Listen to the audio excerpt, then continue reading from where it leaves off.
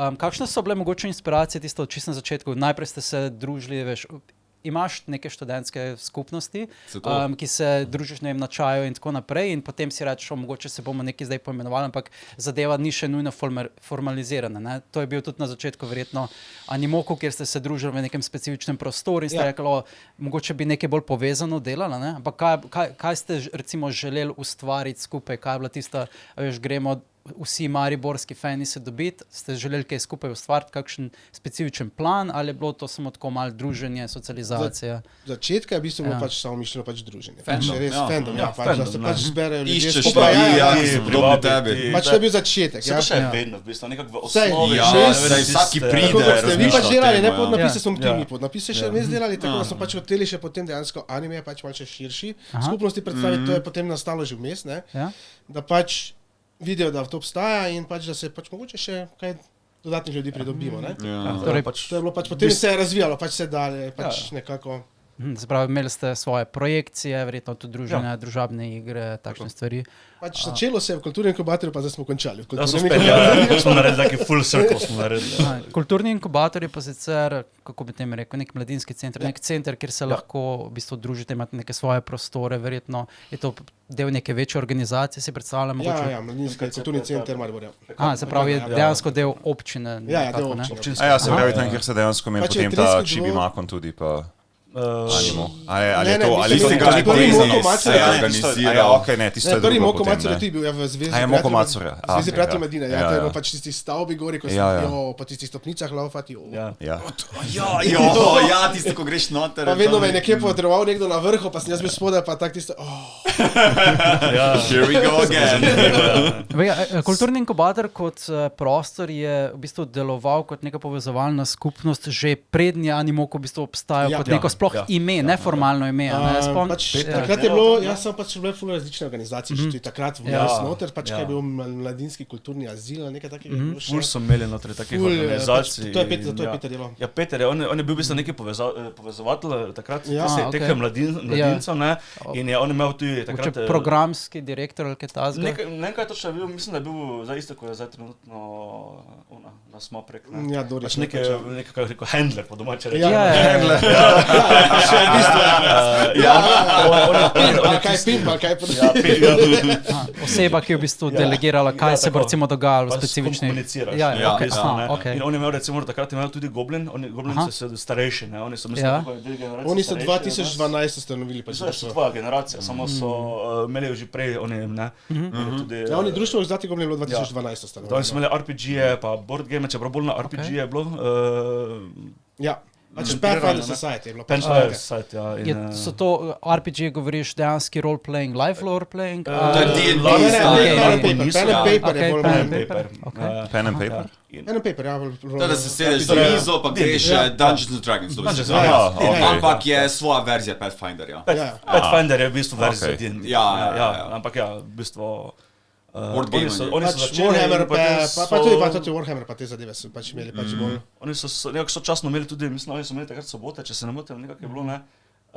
Ampak smo bili tudi noter potem prišli, zdaj jaz sem sicer, ko sem prišel zraven, ne.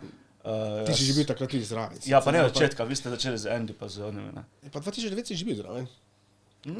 Si že bil zraven. Sta bila zraven kot predstavnika neke obskurne anime skupnosti ali sta se nekako pridružila zraven kot del že uveljavljenega dogajanja. Mene je pač spravil Aleš v skupnost noter, ker smo se pač na faksu lepo spoznali, takrat je pač... 2009. Ja, 2006-2005 je bilo, 2005-2006, ja. V prostoru sta potem našla v bistvu neko priložnost, kjer lahko razvija to neko lokalno anime skupnost. Jaz se spomnim, da prvič, ko sem slišal za kulturni inkubator, je tako, ko si že omenil, ko je bil Juvan v bistvu kot predstavnik Sloanime, je povabljen na to okroglo mizo in mislim, da jo je vodil glih Peter Dobaj.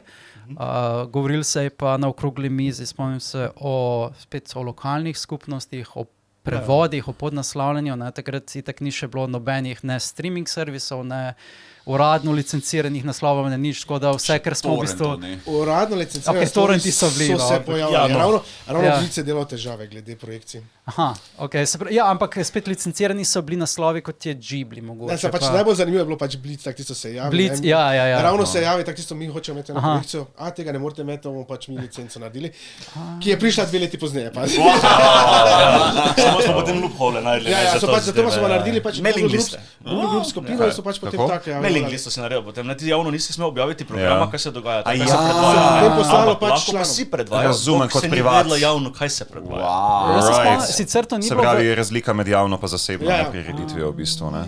Nekak vrst, lahko je vsak prišel ampak ker ti nisi v bistvu, ker si ti nisi ti stopnine, pa nič se pobiral, tako da v bistvu to načeloma neke mere je legalno, do neke mere. Torej ti lahko predvajaš karkoli in to, če ni copyrighted varianta. Pač copyrighted v Sloveniji je zelo malo anime, tako da toliko teme. Vedno več, dejansko. Zdaj, ko je Crunchyroll, ko sta Sony, zdaj, ko prihajajo v kino, malo bolj distributerji so začeli prijemati. Ampak spomnim se, da ni bil samo kulturni inkubator tisk, ki je v bistvu se mal, kako naj rečem, ukvarjal s projekcijami. Nekoč obstajal tudi en zavod Udarnik. Udarnik? Smo tudi sodelovali z njimi. Sodelovali, Fejs močno, Poznam jih predvsem zato, ker mi je, ne vem kaj bi, mogoče je bil programski direktor, nekdo na čelu tega zavoda mi je pisal, da bi oni predvajali moje podnapise. Še nisem vedel, to ni legalno. To bil pa se tam ostali imel.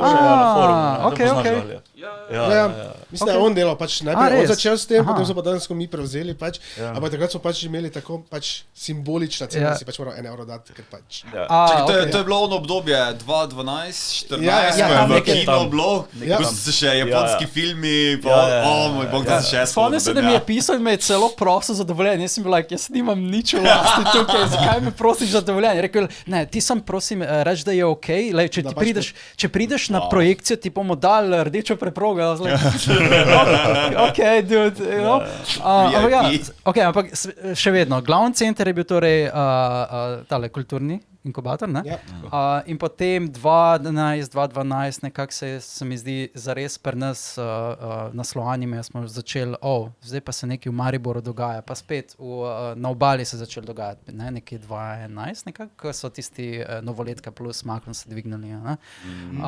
Kako je šla potem zgodba naprej? Sprav na začetku ste bili še neformalni, kdaj bi rekel, da je bil tisti prelom prvi, ko ste dobili malo več renomeja v skupnosti, ko ste začeli dobivati pač mogoče prve sponzore, kako bi temu rekel? Takrat, ko je Udarnik dejansko. Z Udarnikom so malce bolj začeli. Smo bolj aktivno začeli. Bolje pa še bolj pa je bilo potem, ko so pač z Goblinom se dejansko združili. In so potem dejansko pač, oziroma Mokomacer je bil dejansko 1 leto pred tem, ko smo se z Goblinom združili, skoraj dan. 2015 mislim, da so prišli mi zraven. Mokomacer je bil brez Goblina. Mislim, so pomagali, ker smo bili pod njih, smo mogli delati, ker nismo bili uradno društvo. Zdaj je tudi takrat malce pomagal zraven, tako da prostori pa polovica člana je dejansko od Goblina pri nas v bistvu.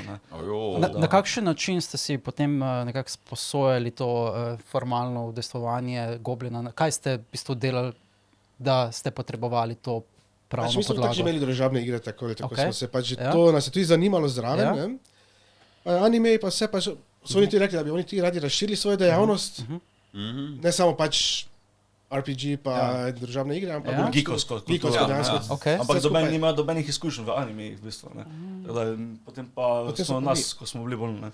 Kako ste pa v bistvu pristopali do novih članov, ki so jih zanimali anime, ker če govorimo o letih, ki so 15 let nazaj, sprav socialni mediji so šele dobro se rodili. Iskreno? Sloven je forum. Right? Sem upal, da bo šel ta segel. Tako bom rekel, iskreno, jaz sem 2008, mislim, sem se pridružil Slovenem forumu, takrat tudi večinoma bil tam aktivn in potem v smislu pa jaz bi tudi rad nekak šel med ljudi, Dejansko tako sem malo socialne veščine tam dobil in iskreno sem bil Facebook drugače za sebe zaprt, in potem na forumu dobil tisti neki potrditev, da pač lahko se z ljudmi pogovarjam, pa to in potem sem rekel, pa kaj v Mariboru nič ni, pol pa tako Andy je bila takrat tudi na forumu, pa pravi, ko se v Mariboru se dobimo vsaki četrtek, ti so,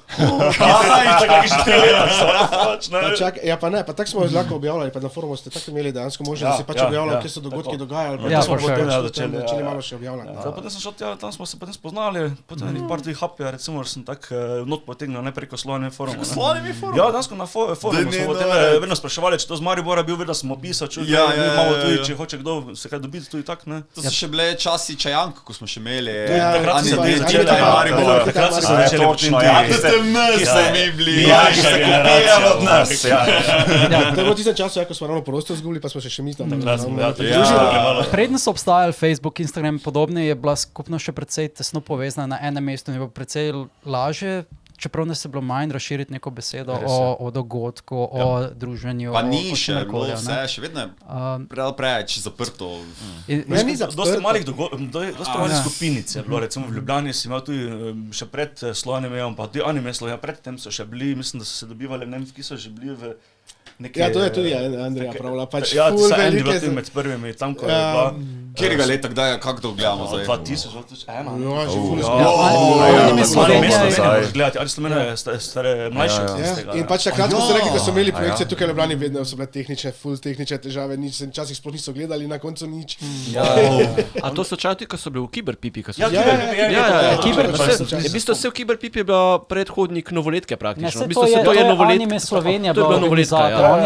Oni so začeli 98, se mi zdi, svoje delovanje Anime Slovenija in prve Novoletke so bile Kiberpipa, se pravi, to je tako, predstavljate si eno mini tako, kulturni inkubator, ki je šel pod zemljo in tam so imeli tako mogoče 10x10 metrov.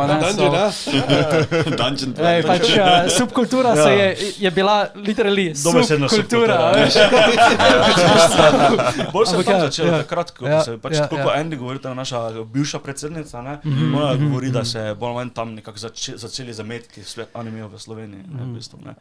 Zdaj, če poznaš to iz Anime Slovenije, ko so rekli Little Dragon, mislim, da je bila pa...